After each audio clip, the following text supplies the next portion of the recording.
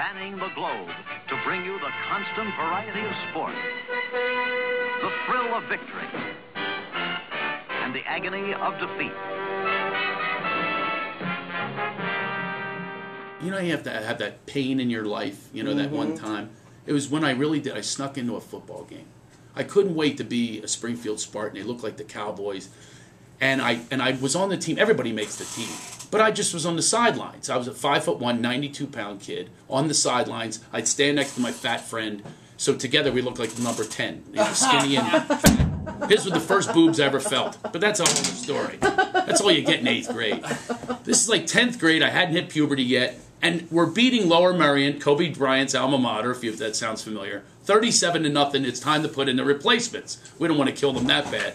So somehow there's this position called Cougar. It's the one I wrote down in the program. Cougar? Cougar.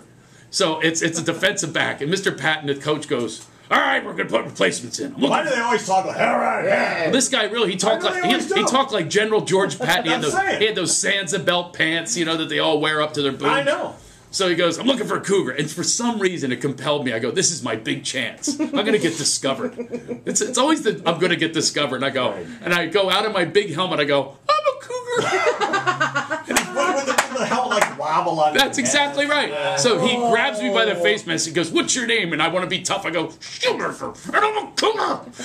And he goes, I go, put me in, coach. So it was it was literally like Rudy. So my whole goal in life was for my uniform to be dirty and everyone to know my name, right? So I'm entering the field, and it was very surreal. I hear it over the loudspeaker. Now entering the game, Craig Shoemaker? I think he asked it as a question. Yes! So I think it was a question. It's never happened. It's not, I'm going to the guy, it's not Jeopardy. You don't have to put it in the form of a question. So I go running onto the field. I can hardly stand because these pads are weighing me down because I want it to look bigger. So I had all these big pads everywhere. And my my mouth guard is still in my... I never needed it before. Yeah. I was on the sidelines. Right. So I'm like trying to pull this out. My chin strap is up in my head. So I'm pulling all this stuff. And I tap the guy on the shoulder who I'm replacing, Chaz Shoot. And I tapped him on the shoulder. He literally goes, yes. Like, what could you possibly want? I'm not thirsty. I think that's what he said to me. So I felt like I had to show him my orders. I go, Mr. Patton, send me in. I'm a cougar. I'm here to replace you. So he goes, okay. He shrugs his shoulders and he leaves the huddle. Now, thank goodness, my Little League coach was in the huddle, Herbie. Yeah. So Herbie goes, look, stand over there. Make sure that split end doesn't get past you. We've got to preserve the shutout. I go, okay, no problem, Herb.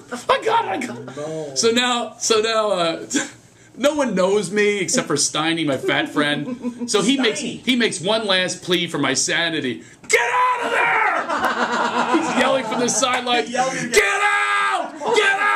And I'm going, I'll show you. I'm going to show everybody. Yeah. And I gave this guy, now the starters are still in because they want to score. Right. You know, they don't want to be shut out. I gave him 1 inch of cushion. I got right up on him with the stance. I knew the stance. I'm a good impressionist. Yeah. So I did an impression of the stance. I'm going, I dare you. I'm going to intercept this ball. I'm going to run it back. Everybody's going to know my name, and I'll dive into the end zone and I'll have my uniform dirty. And then you'll have the Heisman exactly. I've got the whole thing visualized. Yeah. Law of attraction. Right. Well, you have to visualize it mentally first. Oh, yes, you do. All the great ones do that. Well, somehow I must have had another thing slip in there for the visual. They hike the ball. The guy goes by me like a dart. He's like 6'6". And you're 5'1". 5'1" white guy following a 6'6" black guy who's loping like an antelope. So I'm trying to follow this guy, and I'm trying to keep up with him. And I swear it was like slow motion. I watched that ball go over my head. I'm now looking out of the ear hole of my helmet. Just watch this thing. I can still remember the sound. And this guy just went off, and I touched his shoe as I dove. I touched it with a finger. Yes. And that's all I got on it. Yes. And I was if only it was one finger touch. If only. Oh. Even then, I would have been going, I touched him. I swear I touched him. And he goes off to a 72-yard touchdown. Yeah. And I was in the mud, and one guy knew me, the assistant coach. Shoemaker, what are you doing? I go, I'm a cougar. I'm a cougar. So he goes, get out of here. He pulls me out, and they played that, by the way, they played that back and forth 100 times, and I got my wish. Everyone knew my name, and I got my uniform dirty.